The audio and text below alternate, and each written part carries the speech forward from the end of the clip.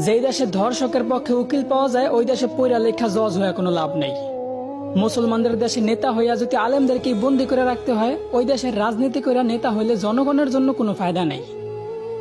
৯৫% মুসলমানের দেশে যদি মুসলমানদের কষ্টগুলাই তুলে ধরা না যায়, ওই দেশে নামি দামি সাংবাদিক হইয়াও কোনো লাভ নেই।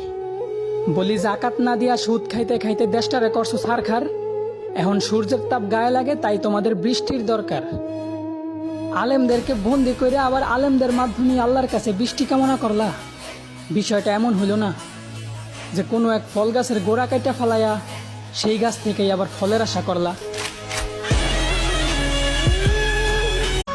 আবার কখনো শত্রু যদি কড়া নাড়ে দরজায়, দেখে নিও মা তোমার ছেলেরা কেমন করে দরজায়।